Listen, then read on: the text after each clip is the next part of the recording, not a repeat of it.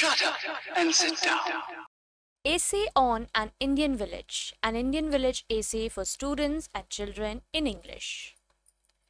India is predominantly a land of villages. A major portion of the Indian population, around 72% of the population, resides in villages because the Indian economy is agrarian. Today, there are more than 6 lakh villages in India. An Indian village reflects the real picture of India. Mahatma Gandhi said that real India lives in a village, is the very epitome of India's progress after the attainment of independence. The government of Free India paid much attention to the lifting of the standards of Indian villages. An Indian village is still confronted with various problems that range from lack of education to improper sanitation.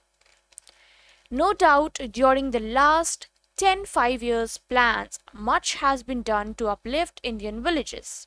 There are some villages in Punjab, Uttar Pradesh, and Haryana which have all facilities, institutions, amenities needed for a comfortable life. However, the majority of them are still afflicted by the evils of ignorance and illiteracy. An Indian villager is a rough diamond. He still sticks to the superstitions, customs, and conventions of the old era that have become obsolete and irrelevant in this modern era of science and technology.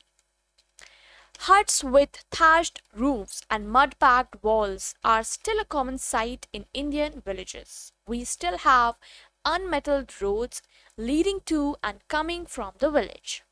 Its surroundings are green because of the crops and other vegetation. The streets are usually narrow with an open drainage system. During the rainy season, the entire village, because of poor sanitary conditions, gets flooded. Outside the village, there is a pond where cattle drink water. There are some big and shady trees on the outskirts of the village where village people, farmers, and others take a rest during their leisure. Under these shady trees, they hold discussions and enjoy the slow pace of life. Some take their lunch under these trees. There is also a well outside the village, from which villagers draw water for drinking. The scene at the village well in the mornings and evenings is worth watching. The village bells, dressed in their lovely colorful costumes with pitchers on their heads, come to take water from the well. To watch them chatting and talking while coming and going is an alluring sight.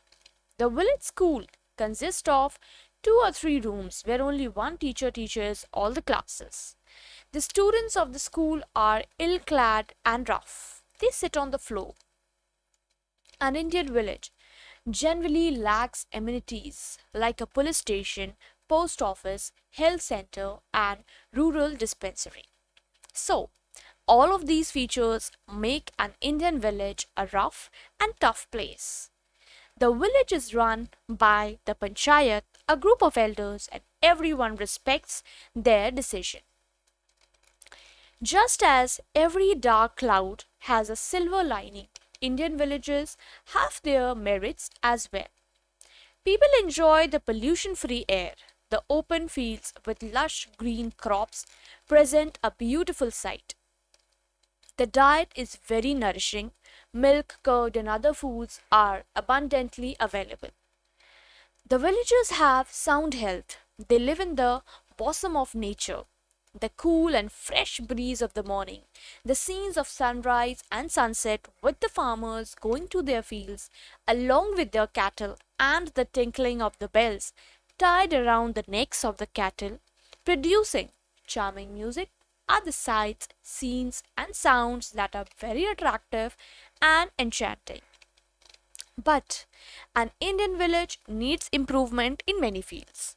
After Herculean efforts on the part of the villagers and the administration, it can become an ideal dwelling place.